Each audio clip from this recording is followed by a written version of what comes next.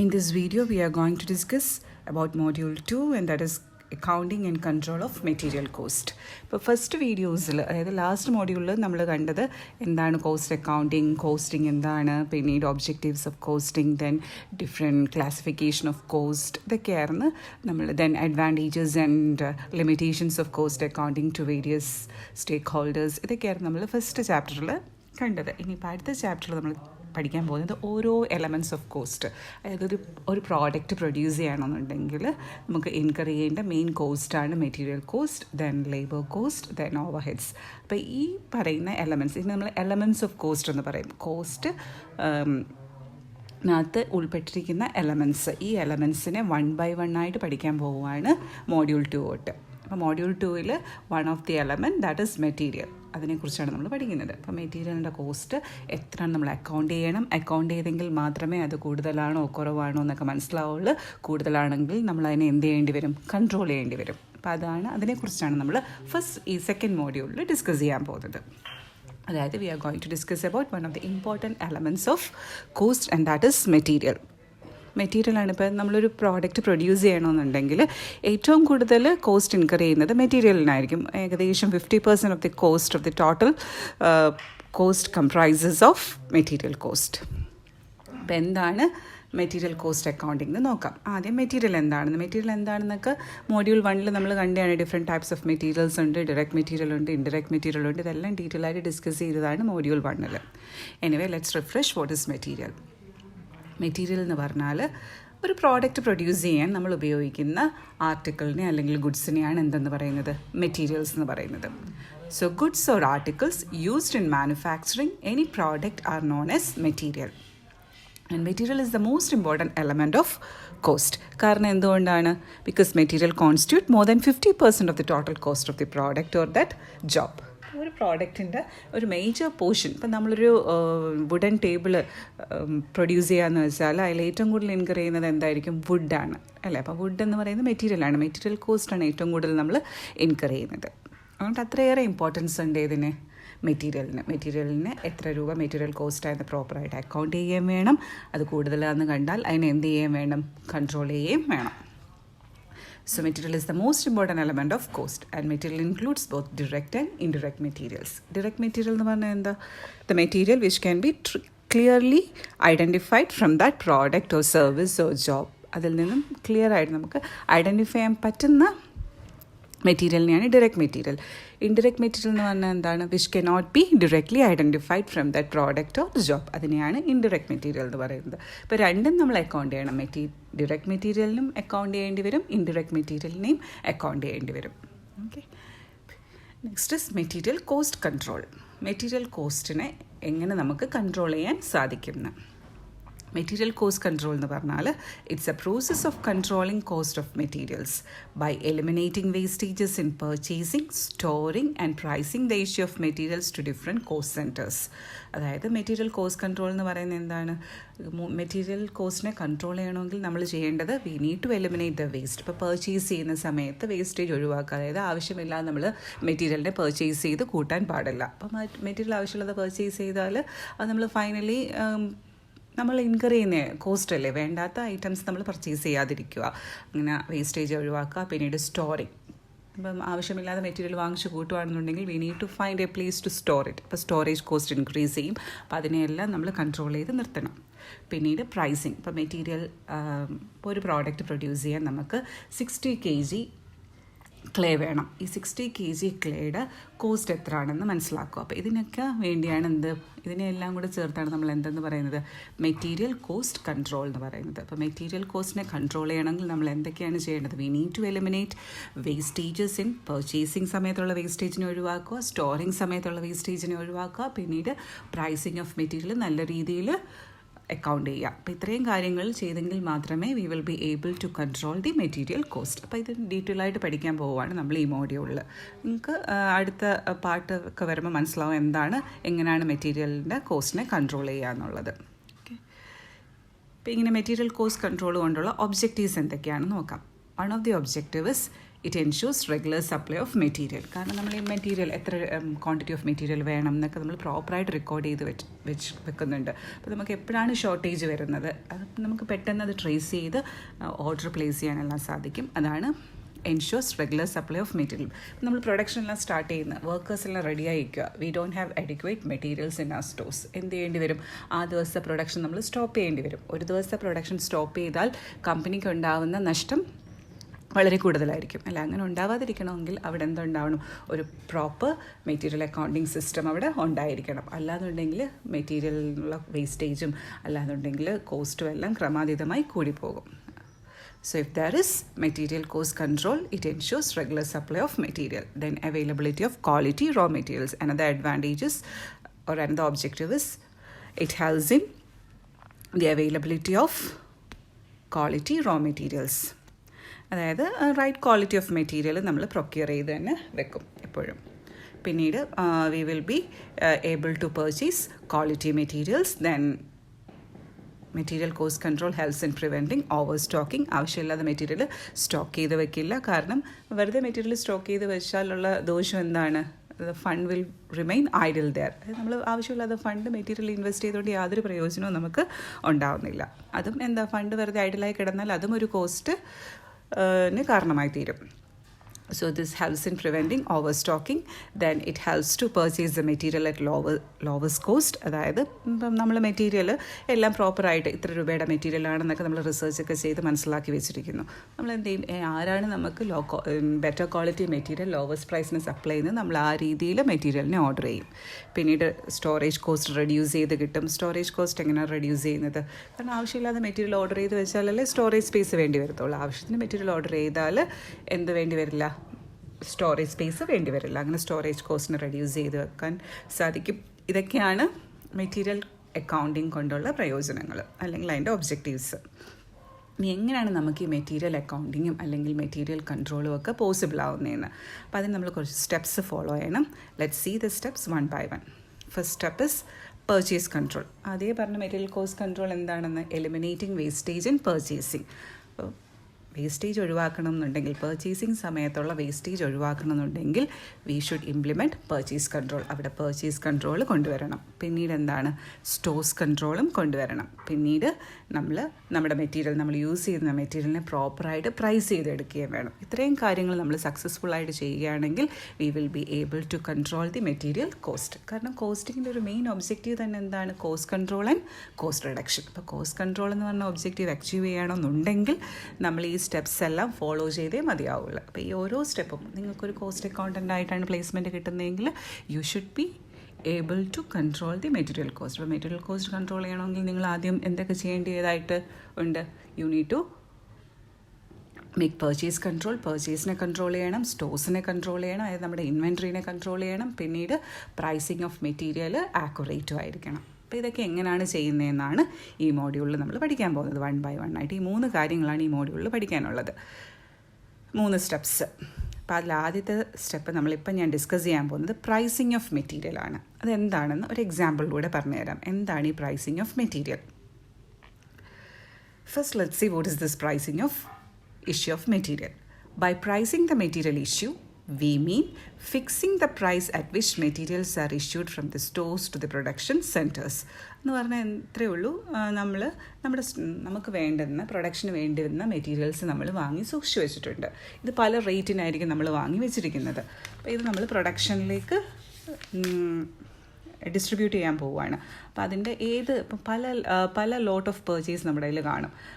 For example, നമ്മുടെ cake bake ചെയ്യുന്നതിന് വേണ്ടി നമ്മൾ മൈദയുടെ ഫ്ലോർ വാങ്ങിച്ചു വെച്ചിട്ടുണ്ട് നമ്മുടെ സ്റ്റോറിൽ.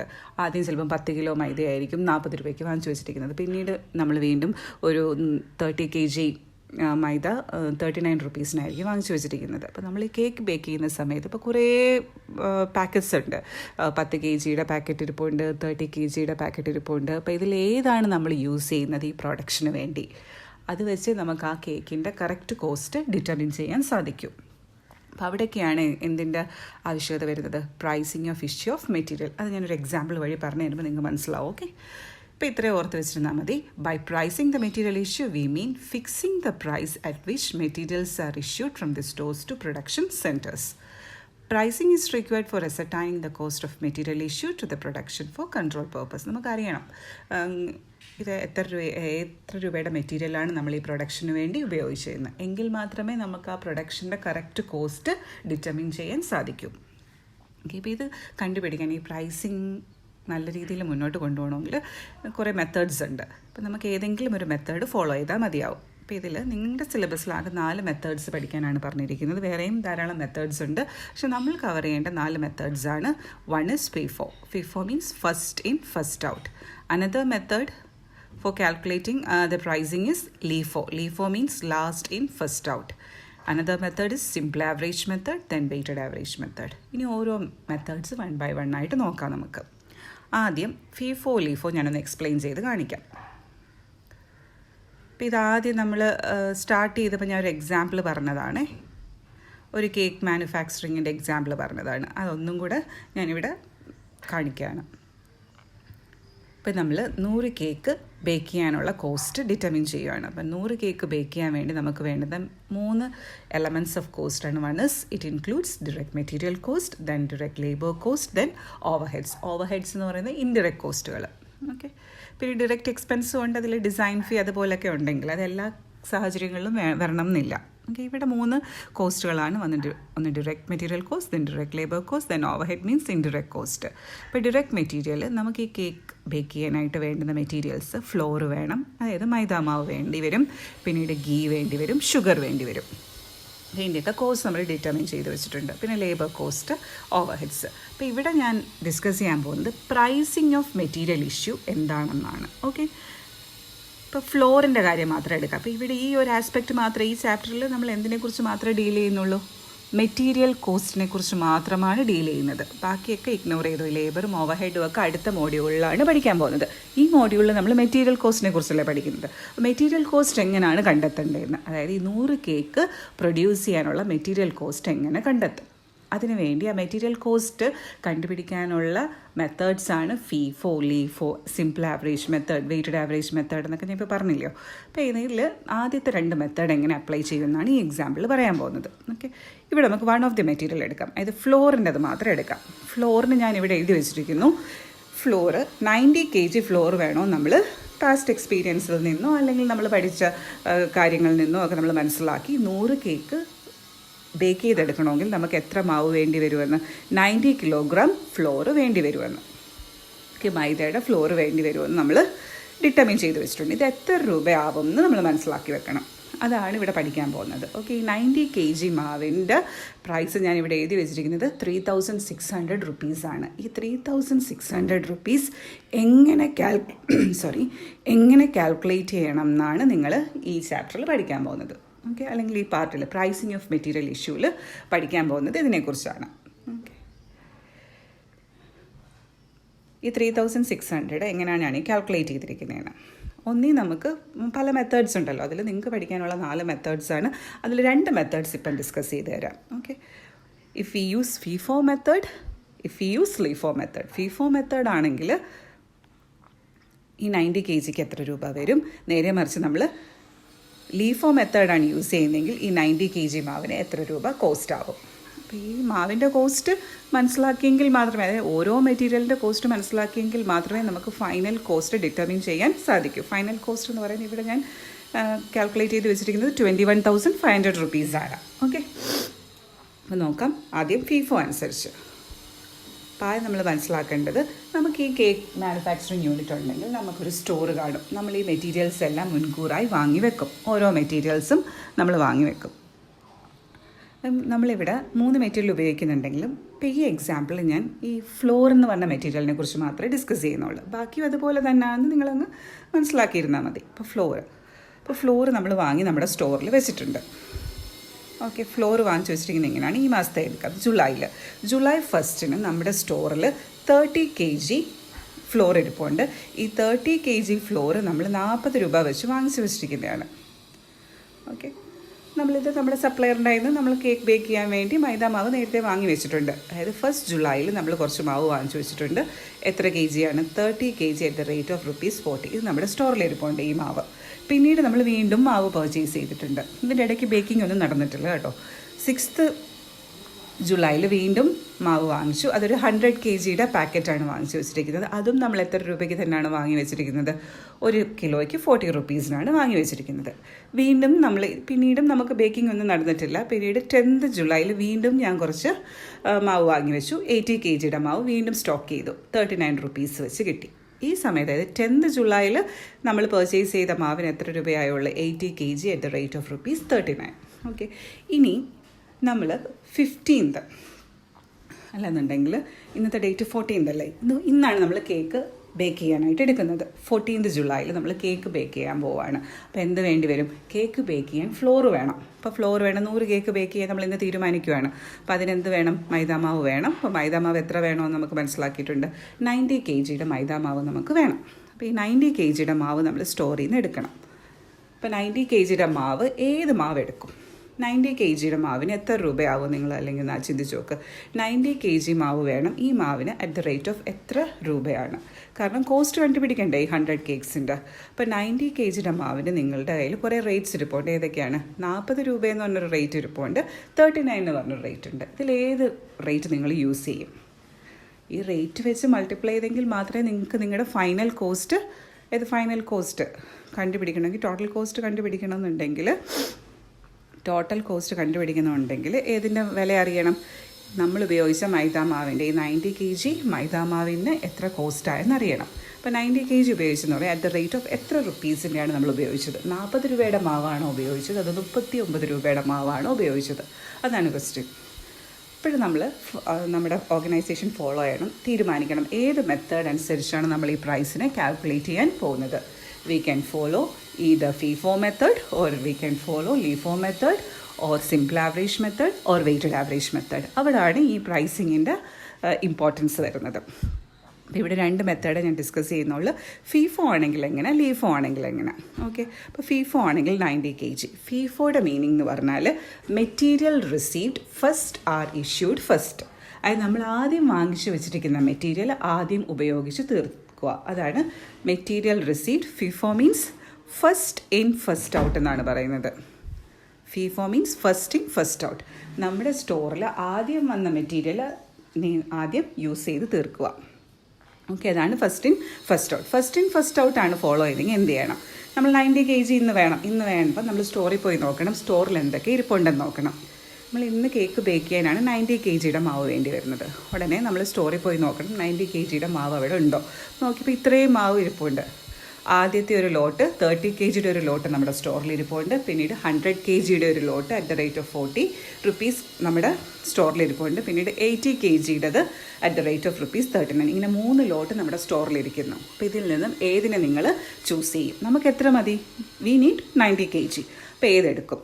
ഫസ്റ്റ് ഇൻ ഫസ്റ്റ് ഔട്ട് ആണെന്നുണ്ടെങ്കിൽ material received first are issued first എന്ന് വെച്ചാൽ ആദ്യം നമ്മൾ വാങ്ങി വെച്ചിരിക്കുന്ന ഏതാണ്? First in first out. First ആദ്യം വാങ്ങിച്ചു വെച്ചിരിക്കുന്നത് ഇത് ഇത്രേ ഉള്ളെന്നുള്ള എസംഷൻ നമ്മൾ ചെയ്യാൻ പോകുന്നത്. ആദ്യം റിസീവ് ചെയ്തിരിക്കുന്നത് 30 kg. നമുക്ക് ടോട്ടൽ 90 kg ആണ് വേണ്ടത്. പക്ഷേ ഇവിടെ എത്രയേ ഉള്ളൂ? 30 kg. ഉള്ളതിങ്ങ് എടുക്കുക. അപ്പോൾ 30 kg എടുക്കുന്നു. അതായത് ഇത് ഫസ്റ്റ് 30 kg. അതിൻ്റെ റേറ്റ് എത്രയാണ്? 40 രൂപയല്ലേ? 30 × 40 അതായത് 1200 രൂപ. അതുപോലല്ലോ ഇനിയും നമുക്ക് എത്ര kg കൂടെ വേണം? 60 kg മാവും കൂടെ വേണ്ടേ? 90ൽ 30 കിട്ടി, ഇനിയും 60 kg വേണം. 60 kg എവിടെ നിന്ന് എടുക്കും? ഈ ലോട്ടങ്ങ് തീർന്നു, നമ്മൾ യൂസ് ചെയ്തു. ഇനി അടുത്ത 6th ജൂലൈയിൽ കിട്ടിയ ലോട്ടിലോട്ട് പോകണം. അവിടെ 100 kg ഇരിപ്പുണ്ട്. 100 kg ഒന്നും നമുക്ക് ആവശ്യമില്ല. ഇനി ഈ കേക്ക് പ്രൊഡക്ഷന് വേണ്ടി നമുക്ക് എത്ര kg മാവ് മതി? 60 kg. അപ്പോൾ ഇവിടെ നിന്ന് നമ്മൾ എത്ര kg എടുക്കുക? 60 kg എടുക്കുക. അപ്പോൾ 60 kg എടുത്തു. അതിൻ്റെ റേറ്റ് എത്രയാണ്? അത് വാങ്ങിച്ച റേറ്റ് എന്ന് പറയുന്നത് 40 റുപ്പീസ്. ഇതാണ് കോസ്റ്റ്. അപ്പോൾ 30 kg at the rate of 40, 1200. Then 60 kg at the rate of ₹40, 2400. Thus the cost of 90 kg is 3600. അങ്ങനെ നമുക്ക് എന്തിൻ്റെ കോസ്റ്റ് കിട്ടി? നമ്മൾ 100 കേക്ക് ബേക്ക് ചെയ്യാൻ യൂസ് ചെയ്ത ഫ്ലോറിൻ്റെ കോസ്റ്റ് നമുക്ക് കിട്ടി. എങ്കിൽ മാത്രമേ നമുക്കിതിൻ്റെ കറക്റ്റ് കോസ്റ്റ് കാൽക്കുലേറ്റ് ചെയ്യാൻ പറ്റൂ. 3600 കൊണ്ട് ഞാനിവിടെ എഴുതി വെച്ചു. ഇങ്ങനെയാണ് 90 kg പ്രൈസ് ഞാൻ കാൽക്കുലേറ്റ് ചെയ്യുന്നത്. ഇത് ഏത് മെത്തേഡ് അനുസരിച്ചാണ് കാൽക്കുലേറ്റ് ചെയ്തിരിക്കുന്നത്? ഫീഫോ മെത്തേഡ് അനുസരിച്ചാണ് കാൽക്കുലേറ്റ്. ഇതേപോലെ തന്നെ നിങ്ങൾ ഗീയുടെയും ഷുഗറിൻ്റെയും എല്ലാം ചെയ്യണം. അപ്പോൾ ഇതെന്തിനു വേണ്ടിയാണെന്ന് മനസ്സിലായല്ലോ. എങ്കിൽ മാത്രമേ നമുക്ക് കറക്റ്റായിട്ട് മെറ്റീരിയൽ കോസ്റ്റ് ഡിറ്റർമിൻ ചെയ്യാൻ പറ്റൂ. അല്ല നിങ്ങൾക്ക് ഒത്തിരിയും ലോട്ട്സ് നമ്മുടെ സ്റ്റോറി ഇരിക്കുന്നത്, നിങ്ങൾക്ക് ഇഷ്ടമുള്ളൊരു ലോട്ട് എടുക്കാൻ പറ്റില്ല. നിങ്ങൾ ഏതെങ്കിലും ഒരു മെത്തേഡ് ഫോളോ ചെയ്യുക. ഒന്നീ നമ്മുടെ ഓർഗനൈസേഷൻ ഫീഫോ മെത്തേഡ് ഫോളോ ചെയ്യാം. ഫീഫോ മെത്തേഡ് ഫോളോ ചെയ്ത് എങ്ങനെയാണെന്ന് മനസ്സിലായല്ലോ. അല്ലാന്നുണ്ടെങ്കിൽ ഏത് ഫോളോ ചെയ്യാം? ലീഫോയും കൂടെ ഒന്ന് എക്സ്പ്ലെയിൻ ചെയ്ത് തരാം. ഈ 90 kg വേണം. നമ്മൾ തീരുമാനിച്ചിരിക്കുന്നത് ലീഫോ മെത്തേഡാണെങ്കിൽ എങ്ങനെയാണെന്ന്. ലീഫോ മെത്തേഡിൻ്റെ meaning last in first out. Last in first out എന്ന് പറഞ്ഞാൽ അവസാനം വാങ്ങിച്ചു വെച്ചിരിക്കുന്ന, നമ്മൾ സ്റ്റോറിൽ വാങ്ങിച്ചു വെച്ചിരിക്കുന്ന മെറ്റീരിയൽ ആയിരിക്കും ആദ്യം പ്രൊഡക്ഷന് വേണ്ടി യൂസ് ചെയ്യുന്നത്. അതിനെയാണ് എന്തെന്ന് പറയുന്നത്? ലീഫോ, ലാസ്റ്റ് ഇൻ ഫസ്റ്റ് ഔട്ട്. അവസാനം വാങ്ങിച്ചു വെച്ചിരിക്കുന്നത് ആദ്യം യൂസ് ചെയ്യും, പിന്നീട് അത് കഴിയുമ്പം അതിന് മുകളിലോട്ടുള്ളത് യൂസ് ചെയ്യും. അതാണ് ലീഫോ മെത്തേഡ്. അപ്പോൾ ഈ സെയിം കേസ് തന്നെ 90 kg നമുക്ക് വേണം. നമ്മൾ ഏത് മെത്തേഡ് എന്ന് തീരുമാനിച്ചു? If you are going to apply LIFO method, how to find the cost of 90 kg. എങ്ങനെയാണ് 90 kgയുടെ കോസ്റ്റ്? 90 kg എവിടെ നിന്നാണ് എടുക്കേണ്ട? ലീഫോ അനുസരിച്ച് ഇന്ന് 14th ജൂലൈയിൽ നമ്മൾ പ്രൊഡക്ഷൻ നടക്കുവാണ്. 14th ജൂലൈയിലാണ് നമ്മൾ പ്രൊഡ്യൂസ് ചെയ്യാൻ പോകുന്നത്. അപ്പോൾ നമ്മൾ ഉടനെ പോയി സ്റ്റോറിൽ പോയി നോക്കണം. 14th ജൂലൈ സ്റ്റോറിൽ പോയി നോക്കും ഏതൊക്കെ മെറ്റീരിയൽസ് നമ്മുടെ സ്റ്റോറിൽ ഇരിപ്പുണ്ട്. നമ്മൾ ഒത്തിരിയും പല ടൈമിൽ ഫ്ലോർ വാങ്ങിച്ചു വെച്ചിട്ടുണ്ട്. അപ്പോൾ ഇതിൽ ലാസ്റ്റ് പർച്ചേസ് ചെയ്ത ഫ്ലോറാണ് നമ്മൾ ഇന്നെടുത്ത് യൂസ് ചെയ്യേണ്ടത്. അങ്ങനെ നമ്മൾ സ്റ്റോറിൽ പോയി നോക്കുവാണ്. സ്റ്റോറിൽ പോയി നോക്കുമ്പം ഈ 3 ലോട്ട് ഇരിപ്പുണ്ട്. അതായത് 1st ജൂലൈ വാങ്ങിച്ചൊരു ലോട്ട് ഇരിപ്പുണ്ട്, 6th ജൂലൈ വാങ്ങിച്ചൊരു ലോട്ട് ഇരിപ്പുണ്ട്, 10th ജൂലൈ വാങ്ങി വെച്ചിരിക്കുന്ന ഒരു ലോട്ട് ഇരിപ്പുണ്ട്. അപ്പോൾ ഇതിൽ നിന്നും ഏതെടുക്കും? ലീഫോ ആണെന്നുണ്ടെങ്കിൽ ലാസ്റ്റിൽ നിന്ന് എടുക്കണം. ലാസ്റ്റിൽ നിന്നാകുമ്പോൾ ഏതാണ്? 14 ജൂലൈക്ക് മുന്നേ ഇതുവരെ ഉള്ളൂ ട്രാൻസാക്ഷൻ, പിന്നെ ട്രാൻസാക്ഷൻ ഇല്ല. അപ്പോൾ ലാസ്റ്റ് വാങ്ങിച്ചു വെച്ചിരിക്കുന്നത് ഈ 10th ജൂലൈയിൽ വാങ്ങിച്ചു വെച്ചിരിക്കുന്ന ലോട്ടാണ്. എത്ര kg ആണ്? 80 kg. അതിന് എത്ര രൂപ വെച്ച്? 39 rupees വെച്ച്. ആദ്യം അതിങ്ങ് എടുക്കുക, 80 kg എടുക്കുക. കാരണം ഇത് ഏത് മെത്തേഡാണ്? ലീഫോ ആയതുകൊണ്ട് ആദ്യം 80 kg. 80 kg എത്ര രൂപ വെച്ചായിരുന്നു? 39 rupeesനാണ് നമ്മൾ വാങ്ങിച്ചു വെച്ചിരുന്നത്. ഓക്കെ, അങ്ങനെ 3120 രൂപയാവുന്നു. 80 kg പോരല്ലോ, വി നീഡ് 90 kg. അപ്പോൾ ഇനി എത്ര kgയും കൂടെ വേണം? 10 kgയും കൂടെ ഇനി വേണം. അപ്പോൾ 10 kg ഇനി സ്റ്റോറിൽ പോയി നോക്കാം. ഇനി നമ്മുടെ സ്റ്റോറിൽ ഫ്ലോർ ഇരിപ്പുണ്ടോ നോക്കുക. ഓക്കെ, 10th ജൂലൈയിൽ 10th ജൂലൈയിൽ വാങ്ങിച്ച് നമ്മളിപ്പോൾ എടുത്തു കഴിഞ്ഞു. ഇനി അത് വിടില്ല, മൊത്തത്തിൽ ഫിനിഷായി ഈ ലോട്ട്. ഇനി വീണ്ടും ഇരിപ്പുണ്ട്. അടുത്ത നെക്സ്റ്റ് ലോട്ടിലോട്ട് പോവുക. ഇനി ഏതാ? 6th ജൂലൈയിലെ ലോട്ട്. അവിടെ 100 kg ഇരിപ്പുണ്ട്. അപ്പോൾ 100 kg നമുക്ക് ആവശ്യമില്ല. ഇന്ന് കേക്ക് ബേക്ക് ചെയ്യാൻ വേണ്ടി എത്ര kg മതി? 80 kg നമ്മൾ എടുത്തു. ഇനി ഒരു 10 kgയും കൂടെ മതി. 10 kg എവിടെ നിന്ന് എടുക്കണം? ഈ 100 kgന്ന് 10 kg മാറ്റണം. അത് എത്ര രൂപയ്ക്കാണ്? അതിൻ്റെ റേറ്റ് 40 ആണ്. 80 kgയുടെ റേറ്റ് 39, ബാക്കി വരുന്ന 10 kgയുടെ റേറ്റ് 40. അല്ല, നിങ്ങൾക്ക് ഇഷ്ടമുള്ള റേറ്റ് യൂസ് ചെയ്യാൻ പറ്റില്ല. അപ്പോൾ ലീഫോ അനുസരിച്ച് 90 kgയുടെ വില എങ്ങനെ വരും? ലാസ്റ്റ് ലോട്ട് 80 എടുത്തു, അതിന് 39 rupees വെച്ച് 3120. Then we need 10 more kg. അത് അടുത്ത ലോട്ടിൽ നിന്ന് എടുത്തു, 10 kg at the rate of rupees. അതിൻ്റെ റേറ്റ് എത്രയായിരുന്നു? 40 ആയിരുന്നു. അങ്ങനെ 400. So total cost of 90 kg is 3520. അപ്പോൾ ലീഫോ ആയിരുന്നു ഫോളോ ചെയ്തിരുന്നെങ്കിൽ കോസ്റ്റ് ഓഫ് 90 kg 3600. ഫീഫോ ആണ് ഫോളോ ചെയ്തിരുന്നെങ്കിൽ 3600. നേരെ മറിച്ച് നമ്മൾ ലീഫോ മെത്തേഡാണ് ഫോളോ ചെയ്യുന്നതെങ്കിൽ cost of 90 kg will be 3520. അപ്പോൾ ഞാൻ ഇവിടെ എഴുതി വെച്ചിരിക്കുന്നത്, ഞാൻ കാൽക്കുലേറ്റ് ചെയ്തിരിക്കുന്ന 100 കേക്സിൻ്റെ കോസ്റ്റിനകത്ത് ഫ്ലോർ ഏത് മെത്തേഡ് അനുസരിച്ചാണ് ഇവിടെ ഞാൻ എഴുതി വെച്ചിരിക്കുന്നത്? ഫീഫോ മെത്തേഡാണ്. ഫസ്റ്റ് ഇൻ ഫസ്റ്റ് ഔട്ട് ചെയ്തപ്പോഴല്ലേ 3600 കിട്ടിയത്. അപ്പോൾ ഇതാണ് പ്രൈസിങ് ഓഫ് മെറ്റീരിയൽ ഇഷ്യൂ എന്ന് പറയുന്നത്. അപ്പോൾ അത് എന്തിനു വേണ്ടിയാണ് നിങ്ങളിത് പഠിക്കുന്നതെന്ന് മനസ്സിലാക്കണം, അത്രയേ ഉള്ളൂ. അതായത് നമുക്ക് എന്ത് പ്രൊഡ്യൂസ് ചെയ്താലും അതിൻ്റെ കോസ്റ്റ് കണ്ടുപിടിക്കണമെങ്കിൽ കോസ്റ്റ് കംപ്രൈസസ് ഓഫ് എന്തൊക്കെ കാണും? മെറ്റീരിയൽ കോസ്റ്റ് കാണും, ലേബർ കോസ്റ്റ് കാണും, പിന്നീട് ഇൻഡയറക്റ്റ് കോസ്റ്റുകൾ അല്ലെങ്കിൽ അതിനെ ഓവർ ഹെഡ്സ് എന്ന് പറയും. ഇതെല്ലാം കൂടെ കൂട്ടിയെടുക്കുന്നതാണ് കോസ്റ്റ് ഓഫ് പ്രൊഡക്ഷൻ. നമ്മൾ പഠിക്കുന്നത് ഓരോ കോസ്റ്റിനെയും ഇൻഡിവിജ്വലായിട്ടാണ് പഠിക്കുന്നത്. ആദ്യം നിങ്ങൾ സെക്കൻഡ് മോഡ്യൂളിൽ പഠിക്കുന്നത് ഏത് കോസ്റ്റിനെ കുറിച്ച് മാത്രമാണ്? How to account material cost and how to control it. അതാണ് പഠിക്കുന്നത്. അപ്പോൾ അത് പഠിക്കാൻ നേരം നമ്മൾ 3 കാര്യങ്ങളാണ് ചെയ്യേണ്ടത്. മെറ്റീരിയൽ കോസ്റ്റിനെ അക്കൗണ്ട് ചെയ്യണമെങ്കിലും കൺട്രോൾ ചെയ്യണമെങ്കിലും ഒക്കെ നമ്മൾ ഫോളോ ചെയ്യേണ്ട സ്റ്റെപ്സ് 3 സ്റ്റെപ്സാണ്.